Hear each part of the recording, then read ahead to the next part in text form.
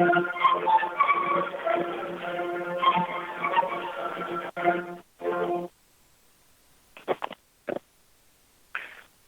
afternoon, ladies and gentlemen, and welcome to the Effective Budget Design, FGP, and SCP webinar. We have a few housekeeping items before we get started today. If you experience any technical difficulties joining the WebEx session, please dial 1-866-229-3239, or you can message the WebEx producer using the Q&A panel. During the presentation, all participants will remain in listen-only mode. As a reminder, this event is being recorded for rebroadcast. Attendees are joining today via the audio broadcast platform. Please make certain to turn on your PC speakers and set the volume to a comfortable level, as audio for today's webinar will be played through your computer. If you experience difficulty with the audio broadcast, please join the teleconference by clicking the small phone icon with a green question mark in the lower left corner of the participants panel, and a small dialog window will appear with the dial-in instructions. Closed captioning is also available for today's webinar. If not already visible, please click on the Media Viewer tab near the top right of your application window above the participants panel in order to display the captioning. Please enter your name and company, and finally click Submit. We encourage you to submit written questions at any time during the presentation using the Q&A panel located at the bottom right of your screen. After typing your questions in the space at the bottom, hit the Send button, and please be sure to direct your questions to all panelists in the Ask menu. Your questions will not be seen by other members of the audience and will be addressed, time permitting, toward the end of the session. Finally, at various intervals, polling questions will appear on your screen. Please take a moment to select your answers and then click the Submit button to share your response. Results will be shared in confidential format after the poll is closed. With that, ladies and gentlemen, I'm pleased to turn the call over to Jen Irwin today. Jen, over to you. Thank you, Alan. Welcome to the Effective Budget Design live session for foster grandparents and senior companion programs. This is Jen, and I'm joined today by my colleagues, Mary Beth from the FFMC and Sarah, who will serve as our moderator today. The purpose of this live session is to discuss effective budget design and walk through how to enter a budget into eGrants. I wanted to let you all know that there is also an e-course available titled Managing Your Budget if you want to learn some basics on how to effectively manage a budget. You can also visit the Financial Management Learning Path document for more e-courses, live sessions, and interactions related to financial management across the virtual conference. So let's take a look at our session objectives. First, we hope to define the standards outlined in the OMB circular. A budget should meet standards set forth in the OMB circular, and budgets should have the characteristic elements of transparency, accountability, and risk mitigation. Next, we will identify the components of a senior core budget. We will also review the process for submitting budgets and eGrants. And last, we will briefly discuss methods for budget controls and monitoring.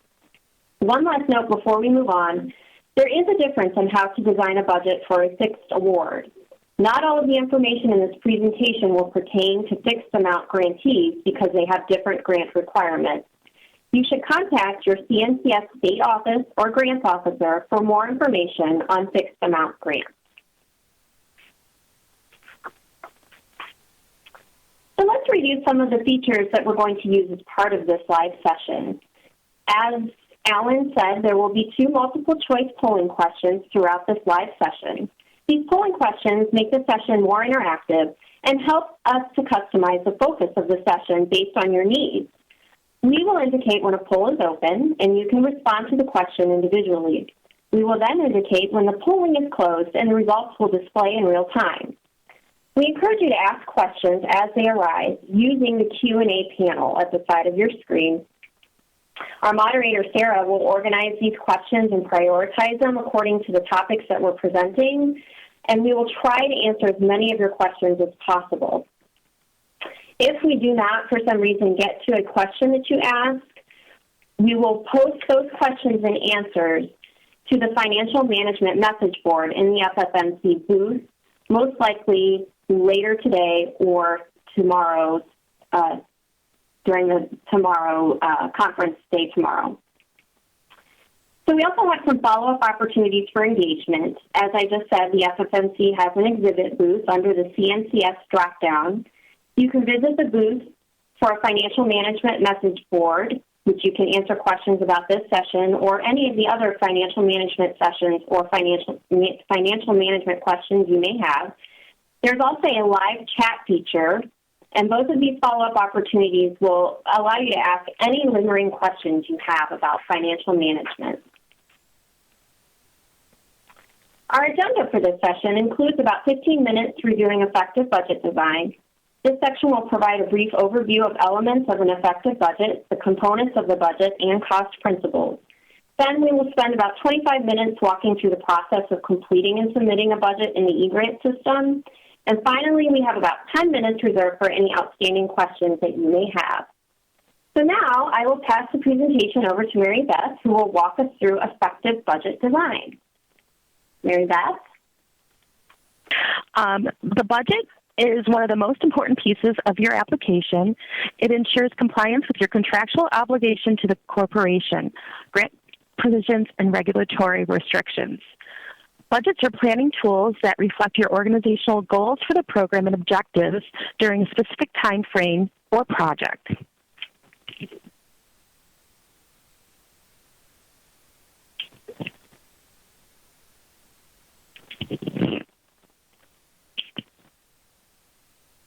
Within your organization, you have staff members that are working on your project that perform key budgeting roles when developing your grant financial objectives. The program director and the sponsor fiscal staff should work together to design and monitor the budget, and both are accountable to the budget. The sponsor fiscal staff will assist with budget design and also track expenditures and match using your accounting system.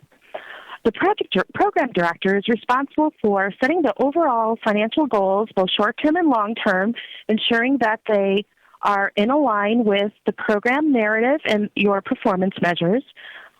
They also establish a schedule for budget development as well as an additional schedule for budget monitoring.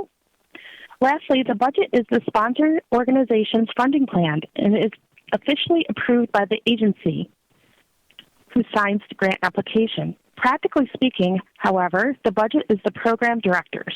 This is the first person called if a problem is spotted. The sponsor fiscal staff is responsible for assisting with the budget design, tracking expenditures and match contributions, and also, as I said earlier, monitoring and providing financial reports to the program director. Sponsor fiscal staff is also responsible for assisting with planning, designing, and submitting applications through eGrants. We have our first poll question. In your organization, who are the key stakeholders involved in the budget? The program director, sponsor fiscal staff, or both the program director and sponsor fiscal staff? If the poll, I see the poll is up. We'll have about 30 seconds to respond to it. If you could just answer the question, and we'll discuss it slightly. Again, this polling slides to identify the key stakeholders who are involved in budget design and monitoring for participants. Budgeting is most successful when it is a collaborative program and fiscal effort, and it does involve the organization at every level the program affects.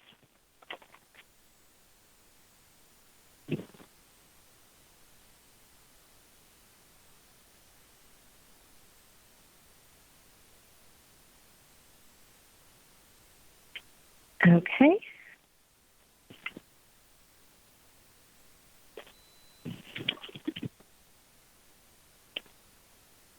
And do we have the results of the poll? Okay, there we are. We have 92% respondents that said that it was both the program director and the sponsor fiscal staff who are responsible for being involved in the budget, and that is correct. We like to see program staff and fiscal staff working hand in hand throughout the life of the grant, ensuring that the budget is accurate and is efficient for supporting the grant. We're going to move on to the elements of an effective budget. Elements of an effective budget, as you can see on the slide: realistic, consistent, flexible, and compliant. Realistically, your budget should include expected program revenues and expenses and have the capacity to carry out the program activities as listed in the grant. For example, if a grantee's organization does not want to project a high amount of matching funds if they are not reasonably sure of receiving them, they shouldn't. Don't overreach in the amount of match that you enter into your budget if you are unsure if you're going to be able to obtain the level of funding. Ensure that your budget is consistent. It should align with your program goals and objectives, as well as the Corporation for National Community Service. The corporation provides funding to advance your goals and objectives of the organization. So ensuring that alignment of your budget with the corporation goals is of utmost importance. Ensure that your budget is flexible. The project's financial and operating circumstances can often change. The budget should be adaptable to changing circumstances. So ensure that you are monitoring your budget on a regular basis using both program and fiscal staff. And as the actual expenses fluctuate, you should closely monitor actual spending against your projections and be prepared to amend or redesign the budget as needed. Finally, your budget should be compliant. The budget should be compliant with your contractual obligations to the corporation, the grant provisions, and regulatory restrictions. Each line item in the budget should have a corresponding justification in the narrative. When Jen walks you through the steps of entering your budget into eGrants, she will note the section where you would be entering your justifications.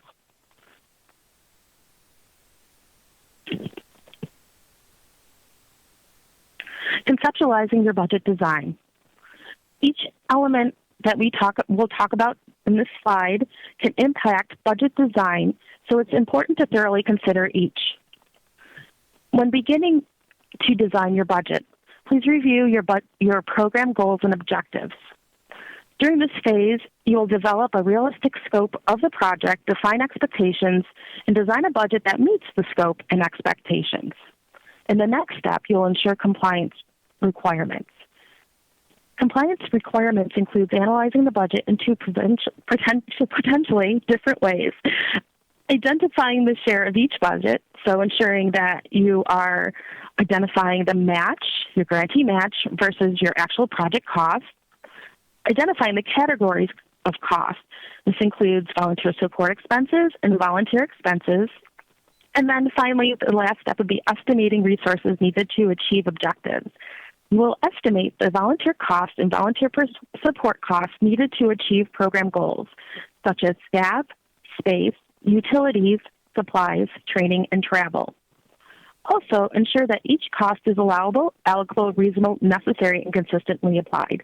We will be talking about those various attributes of a budget in the following slides.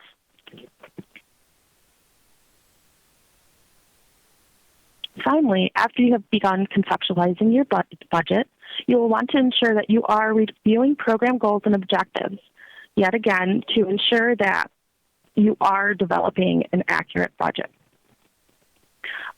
When you're reviewing your program goals and objectives, you will be clearly defining the strategies that will accomplish the intended goals. Define your project goals, and the strategies to achieve them will clarify the needed resources. Reviewing your program goals and objectives encourages critical thinking about what should be achieved with funding. It also requires definition of program scope, which can potentially reduce the risk of over- or underspending as you have a clearer understanding of what can and cannot be done. Lastly, if the overall budget is limited, budget development can help determine which activities to prioritize.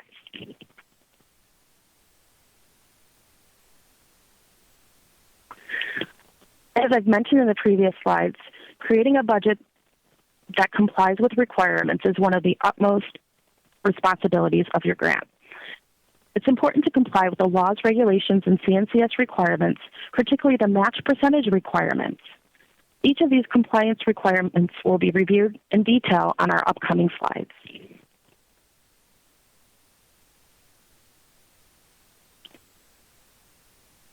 The grantee's share of your budget is the portion of the total expenditures not paid for with CNCS funds. Most of the time, the grantee share is derived from funds associated with match.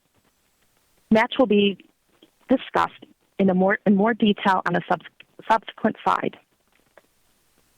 The CNCS share of your budget is the portion of your budget that's paid for with federal funding. So it's paid for with the Corporation for National Community Service funding. And finally, on senior corps budgets, we have a column called the excess column. We also call that the excess share. The excess share is the amount of non-federal cash and in-kind contributions that are generated by a sponsor, such as yourself, in excess of the required percentage. Excess share should only be used for costs that are unallowable, such as fundraising, but are necessary and part of the overall cost of the program. We recommend that all allowable excess, which is the amount of funds over the required match percentage, be entered into the non-corporation share.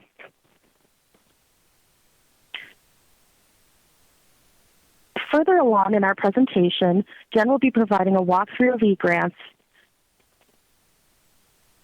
and at that point, she will be able to show you where to enter the share percentage in each of the different types of budget categories.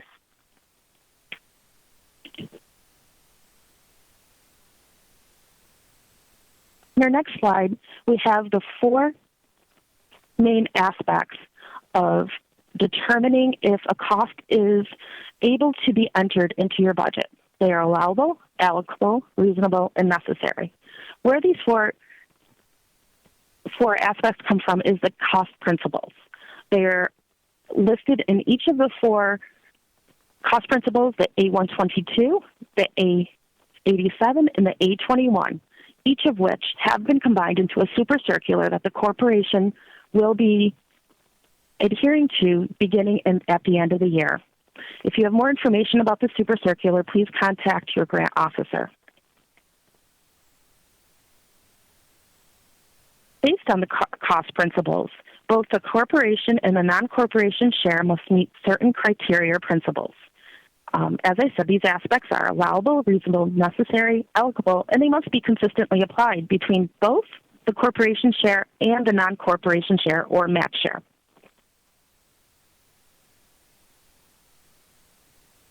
Allowable cost refers to costs that conform to any limitation or exclusions set forth not only in the cost principles, but in your Notice of Grant Award as well as the program regulations, which are located at the Code of Federal Regulations 45.25.52.93.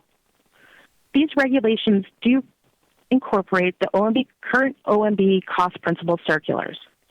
The cost principle circulars define for all federal grants which costs are allowable and not allowable.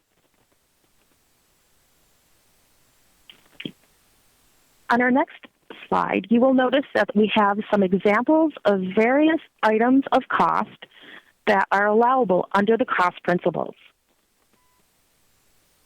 A cost is considered allowable under the grant if it's reasonable, budgeted for under the grant, complies with generally accepted accounting principles, complies with the OMB circulars, and is not charged against any other grant or used to match other grant funds. It's treated consistently with other costs incurred by the organization and is documented. Examples of allowable costs include advertising and public relation costs, compensation for personal services, memberships, subscriptions, professional activity costs, recruiting costs, training, and educational costs. As an example, the cost incurred for advertising for the recruitment of personnel or volunteers is considered allowable when it is included in the approved budget. It conforms with the organization's recruitment policies, it's a reasonable cost, and is charged to the federal grant for which recruitment is done. Please note that advertising and public relation costs, I just stated, is specifically for the program. It is not advertising or public relation for your organization as a whole.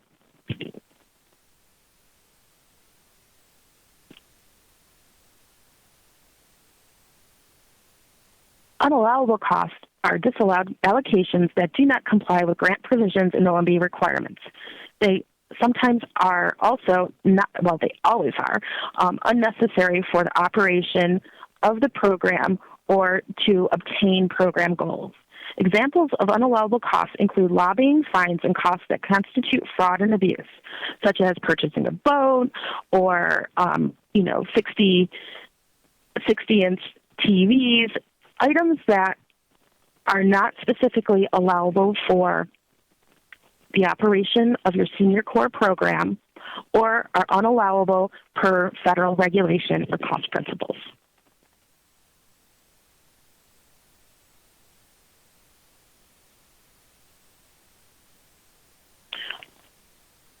A reasonable cost is one that does not exceed what a prudent person would do under the circumstances at the time the decision was made to incur a cost. For example, reasonable costs include compensation for salaries, wages, and fringe benefits where the costs were necessary for the operation of the program and were incurred in accordance with established practices using prudent judgment. I'd like to tell my grantees that when they are trying to decide if an item a cost is reasonable, would they purchase it for their home household?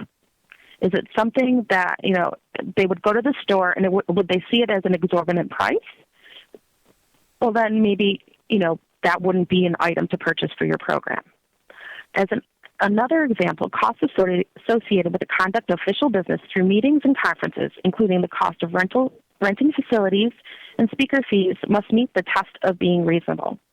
The cost would generally be deemed unreasonable if the cost for a meeting or conference venue was far above the federal per diem rates or organizational policies. An eligible cost is one that's associated to a particular cost objective, such as a grant, contract, such as a senior core grant, project, service, or other activity in accordance with the relative benefit received. A cost is eligible to the federal grant if it's treated consistently with other costs incurred for the same purpose in like circumstances.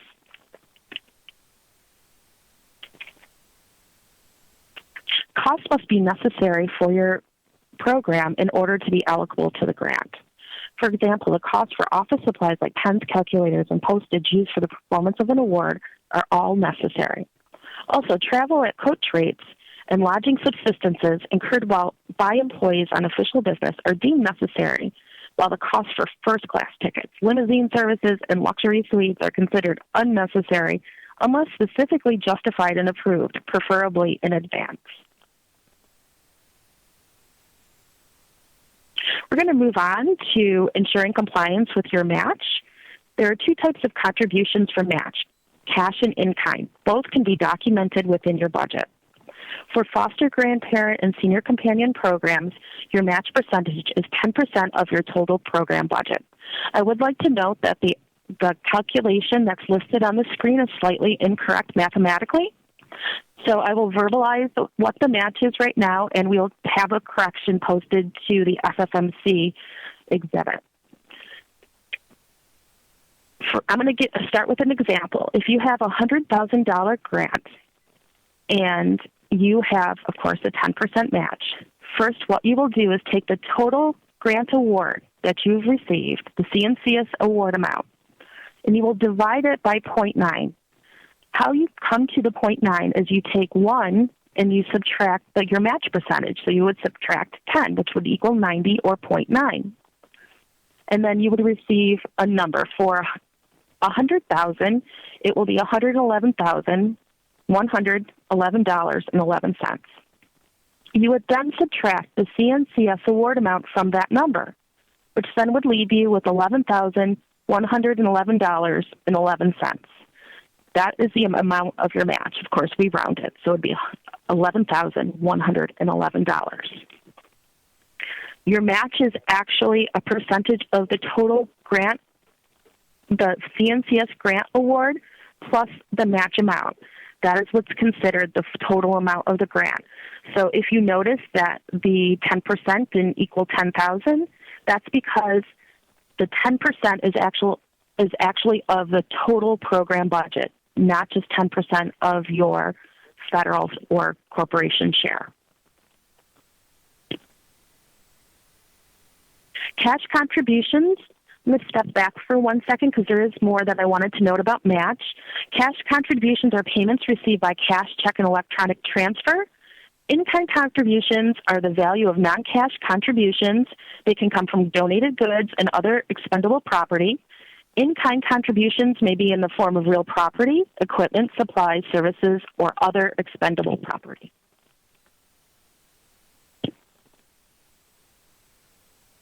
An additional compliance requirement for foster grandparent and senior companion programs is the direct benefit ratio. This is that at least 80% of the CNCS share of the budget must go towards volunteer expenses. And the way that you calculate the direct benefit ratio is that you take the CNCS share of the budget, multiply 80%, and you'll have the dollar amount that you need to ensure is budgeted specifically for volunteer expenses. This means anything that we like to call above the line or volunteer support expenses should be no more than 20% of your total CNCS share. We've reached a point in our presentation where we have time for questions.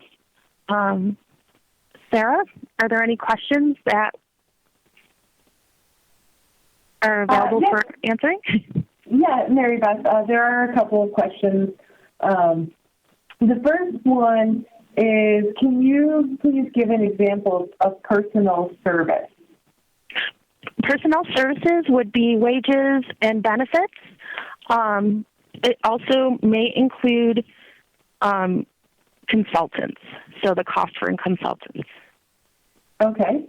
And then there is a question, you stated something about advertising expenses, and one question is advertising for the recruitment of volunteers an allowable cost? Absolutely. It is an allowable cost. Okay. And there's another question that is the poser of this question was under the impression that the excess column could also be used for a match that is derived from federal funds. Since federal funds are not cannot be used as a match fund, are they allowed to go under the excess column of the grant? We do have circumstances where there are grantees that will enter that information into the excess column. We prefer it to be just the excess over the required 10%. I would suggest to any individual that's interested in their grant adding any other federal funds, meaning non-corporation federal funds to that column, to contact their grant officer. Okay, thanks, Mary Beth. Those are the questions for now.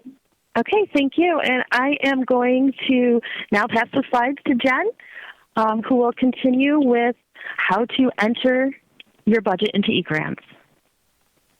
Great. Thanks, Mary Beth.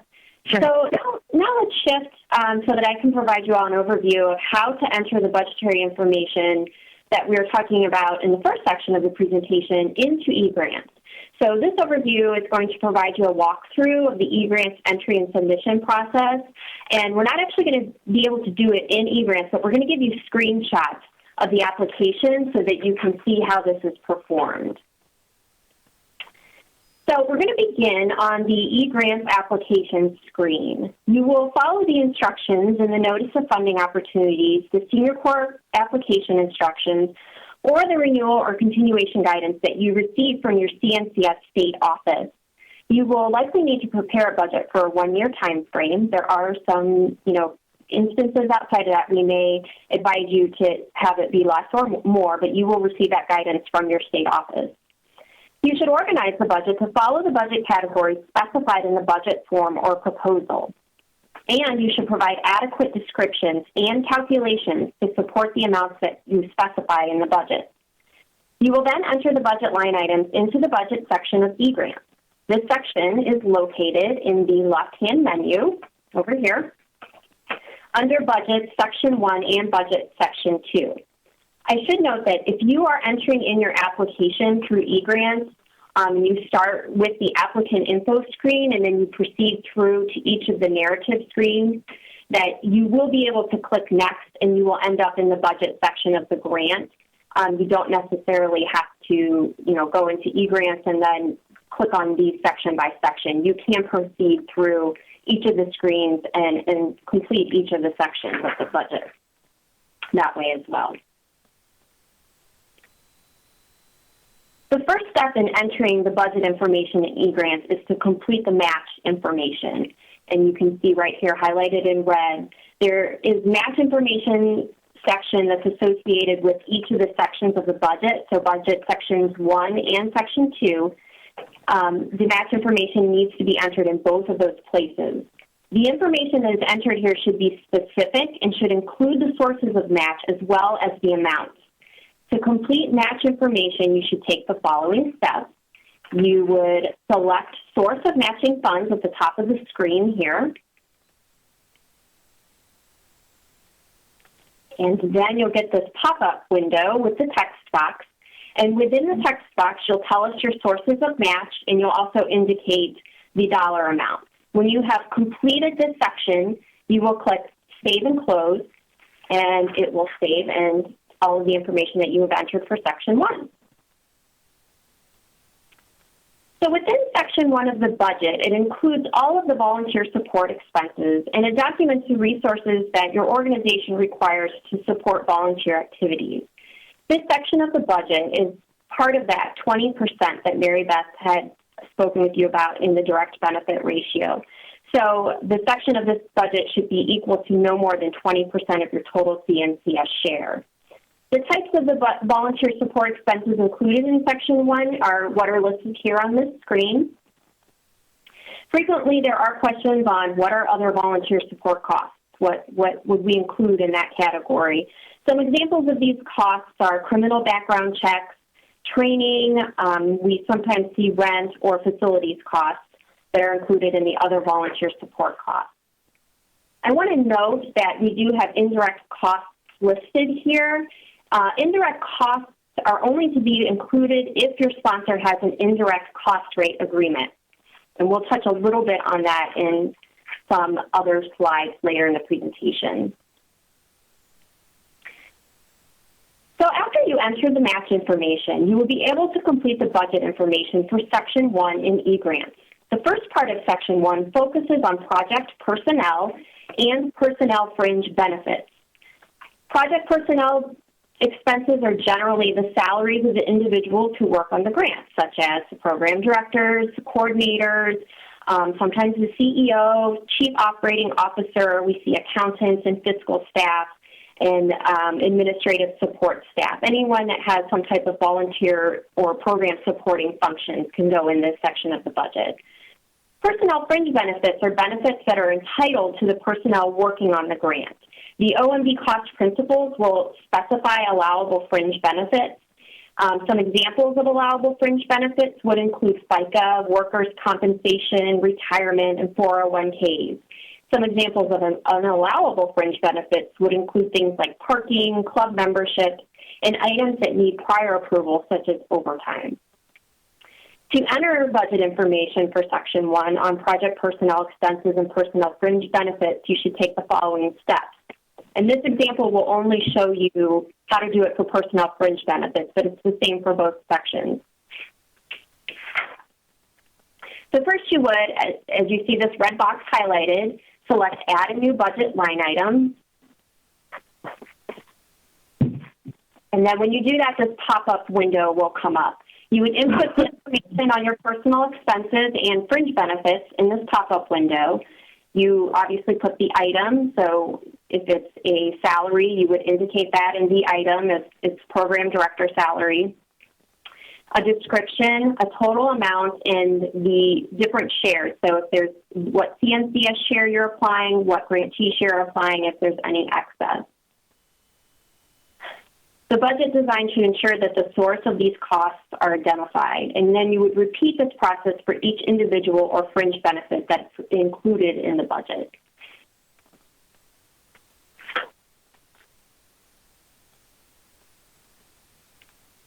Okay, so let's look at travel costs.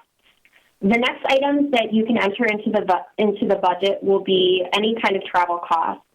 Local travel is any travel that's conducted within the program service area, and long-distance travel is reserved for travel outside of the service area. Typically, we see that for conferences.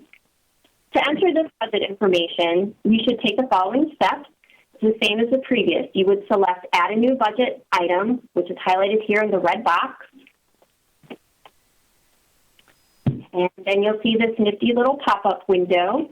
So you input the information on your travel costs. You include the purpose. Make sure you include a calculation, a total amount, and then each share that will go into CNCS, grantee, and if there is any excess. One field to spend a little more time on this section is the calculation. The calculation for travel would be the mileage multiplied by the rate. The calculation should include the number of miles multiplied by the rate per mile. So an example would be if your agency reimburses at 36 cents per mile, then you would have 36 cents multiplied by the estimated number of miles that you would travel for the budget year, and then that would equal the total amount. After you've completed this section, you will select Save and Close down here at the bottom, and then you would just repeat this process for both of these line items for long distance and for local travel. Other categories, you should follow the same process for selecting Add a New Budget Item and then enter the necessary information into the pop-up window. Other categories will include things like equipment, although equipment does have a specific definition and is defined as tangible items costing $5,000 or more. You also include things like supplies and contractual and consultant services.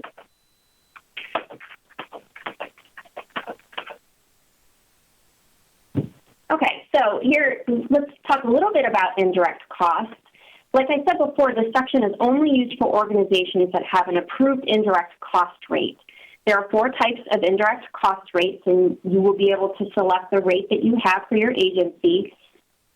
You need to enter the budget information from Section 1 on indirect costs by taking the following steps.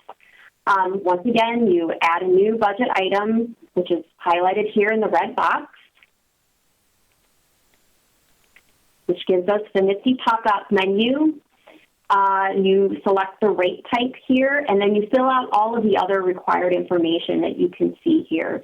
The rate, the total amount, what's claimed. You put the calculation in this box, this text box right here.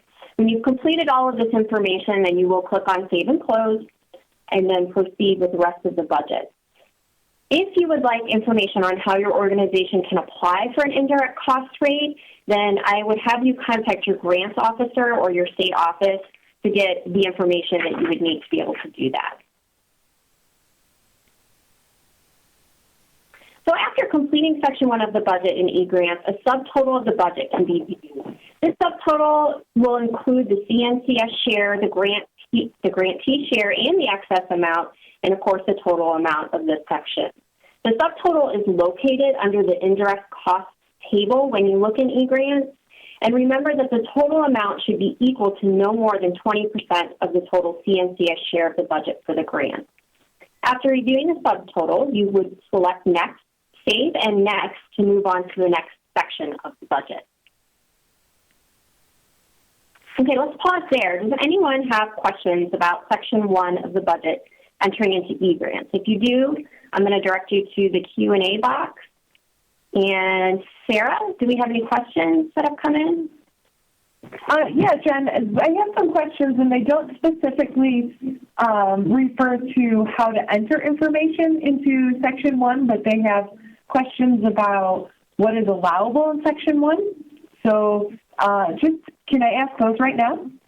Yeah, sure. And Mary Beth, I'm going to ask you to chime in here, too.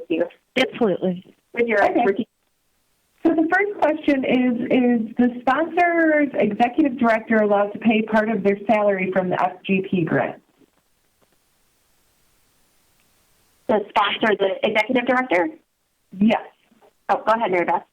Oh, absolutely. The executive director can be an allowable personnel charge to the grant as long as they are spending a portion of their time working directly on the grant. So if they are reviewing information, assisting with the program director, or if they are working on the renewal applications in the second and third year, yes, they can charge that time to the grant. They just need to be sure that they have a time and activity report that clearly separates their time on the grant from on their senior core grant from their other responsibilities.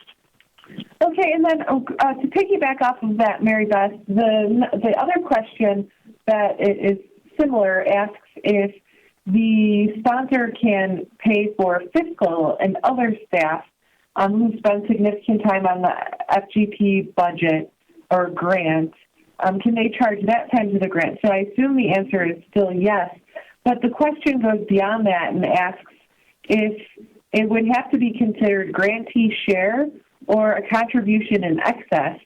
And I'm going to ask even further, can the federal dollars be used for that expense? Sure. Federal dollars can be used for accounting or financial staff. Again, they have to follow the same rules as other staff individuals who are on the grant and ensure that they have a time and activity report that separates their time working on the grant from to other responsibilities and other grants that they may be working on. It can be quite a challenge for fiscal staff, considering that many times you may be working on one item for 5 minutes and then another item for 10. But it is possible to charge that time under personnel. They would not be listed if they are actual employees of the sponsor. They would not be listed under contractual. Many times I see that come in. That's incorrect. They must be listed underneath the personnel section of the Section 1 of the budget. Okay, thanks, Mary Beth. And those are all the questions for this section for now. Okay, thanks, Sarah. So we're going to go ahead and move on to Section 2. I see we're getting a little short on time here, so I think we're just going to finish up here and we'll ask for questions again at the end of the presentation. So moving to Section 2 of the budget, this section represents volunteer expenses or cost reimbursements in the budget, or what we refer to as the 80% or below the line. Like I said, in Section 1, you will need to input the match information into Section 2 of the budget like you did for Section 1, and you can see it's in this red box right here.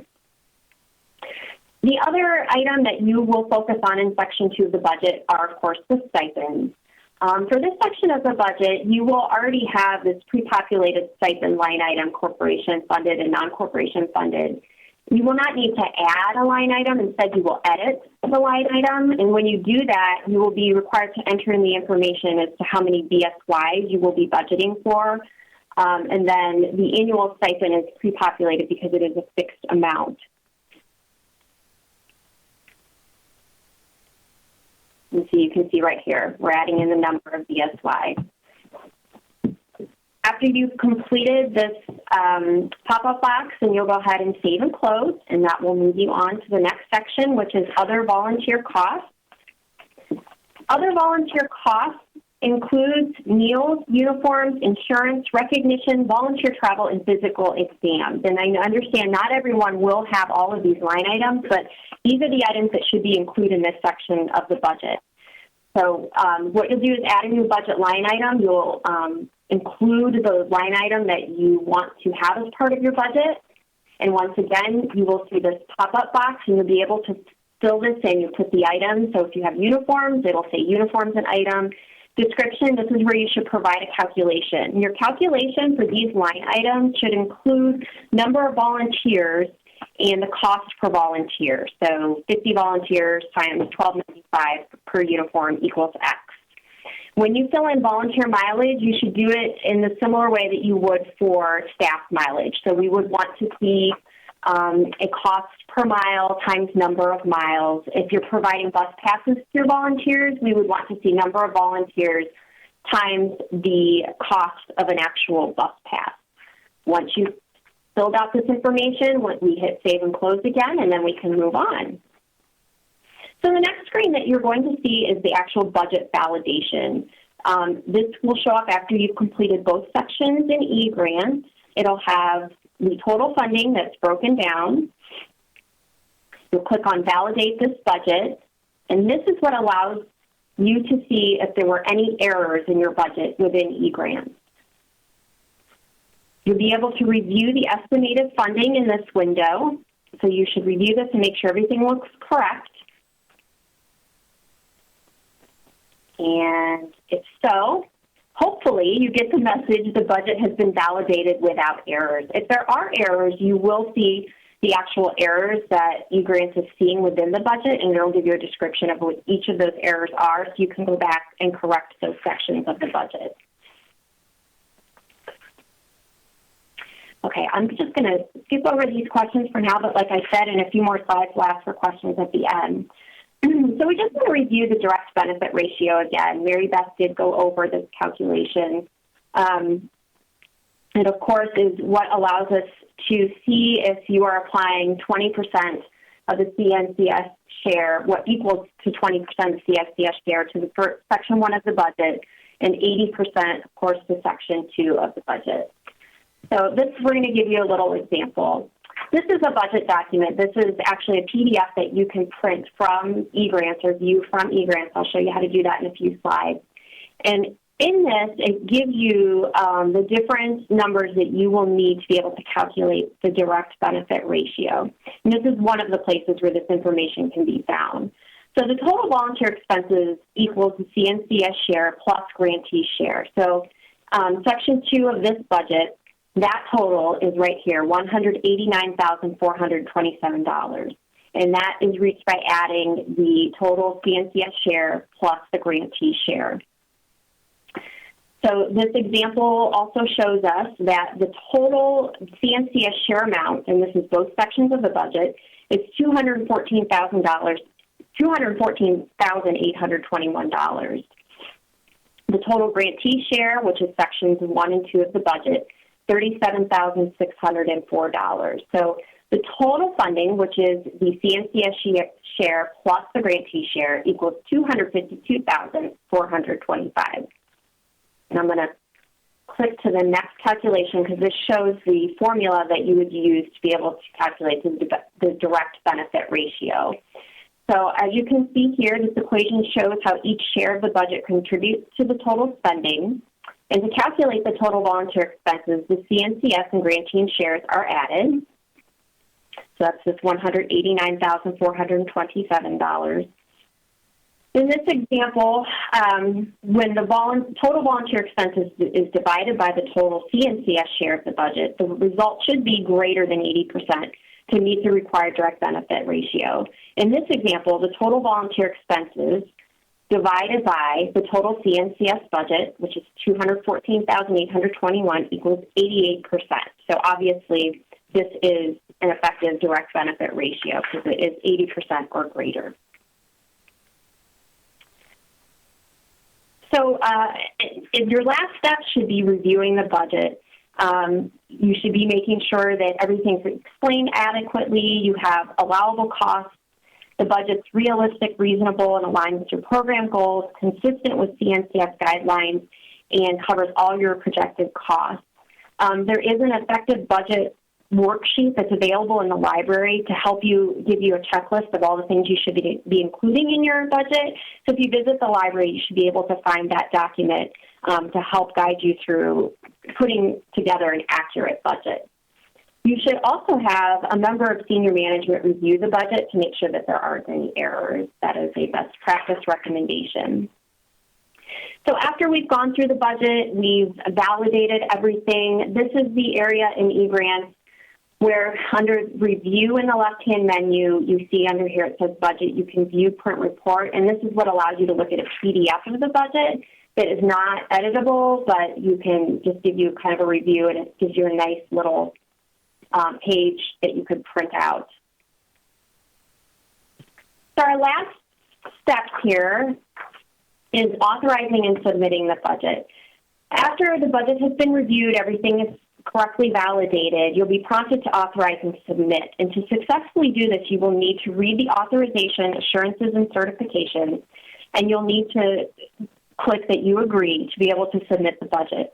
The person who submits the application, or what we call the authorized representative, should be someone other than the program director. So typically we see the executive director, a chief financial officer, someone from the administrative side of the sponsor is the one who's clicking authorizing and submit, and they are your authorized representative in eGrants. Okay, I'm going to pass this back over to Mary Beth, who's going to give a really brief overview of some monitoring and the fastest you've ever heard, budget monitoring. Mary Beth? Absolutely.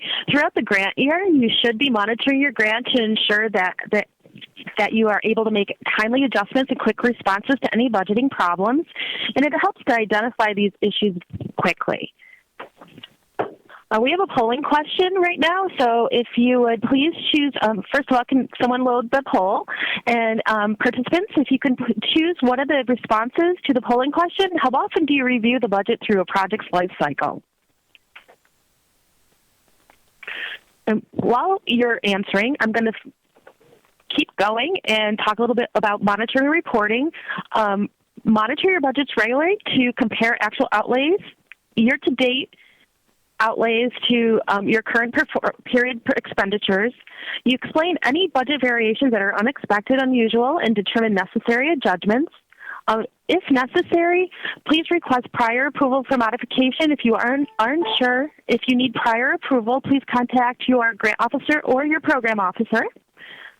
Use of monitoring is a good budget control that can help your organization identify when it's time to rebudget. Such as when there's a change in scope of project or a new line item.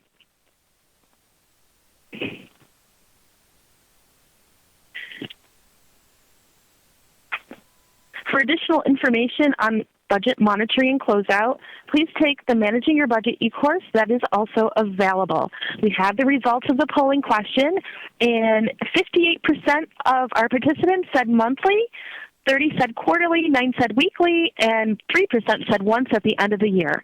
Technically, there is no right answer to this question. I will say that as a grant officer, when I go out and monitor, if I know that you are only reviewing at the end of the year, I may encourage you to review your budget, especially between the program and financial offices, on a more regular basis. I would say most grantees, such as our results have shown, do a monthly review, and that's perfectly appropriate.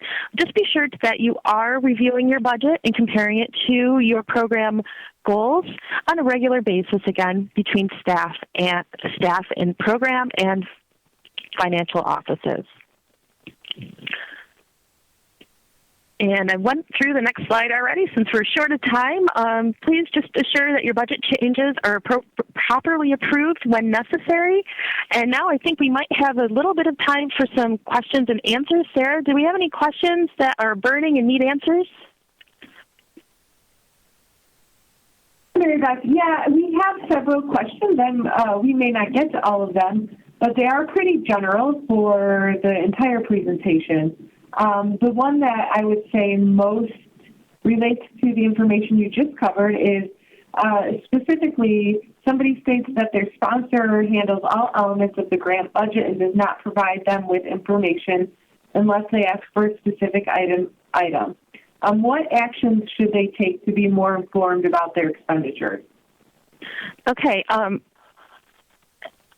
a little unclear because of the wording of the sponsor, but if you are, you should try to reach out and make sure that you have regular meetings or appointments with the individuals who are budgeting for your grant to ensure that you're able to connect with them and receive the timely information and that you're able to adjust any expenditures needed for the proper running of the program.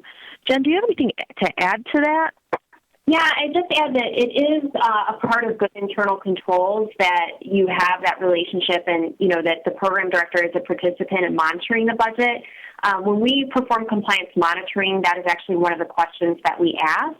And so, if anything, you could use a monitoring tool to kind of approach them and say, I noticed that, this is something that we aren't currently doing. Can we try to set up a system where I can get reports on the budget and you can review those with me? Whether it's monthly, quarterly, whatever, just some way to incorporate you into that process. Okay, and so one other question that is pretty general or covers all participants in the session is the match requirement per year or for the entire 3-year life of the grant? The match requirement is per year, so every year you must match at 10% of the total grant. Okay, and then those are all of the general questions. Most of these questions get more specific to particular grants, so I think we can go ahead and defer those either to a state office or answer those through the forum at a later time. Great. Okay, thanks, Sarah. So just to summarize the end of this, we're hoping that you were able to take away what the standards are outlined in the OMB circular as it applies to the budget. We hope you're also able to identify the components to be included in a senior core budget. We hope that you can enter budget information into eGrants and be able to define methods for budget controls and monitoring. You can review and rate this presentation if you visit the Sessions Theater section of the virtual conference, and you can also include comments there. If you have a question about this topic later, after you've gone back and thought about it, please post it to the FFMC booth message board, and someone from the FFMC will be able to respond to that question. If you have really specific questions about your grant, I would also advise you to contact your grants officer or your state office so you can talk about your individual grant. That may be helpful to you. Thank you, everyone, for your participation today, and we hope you enjoy the rest of the virtual conference.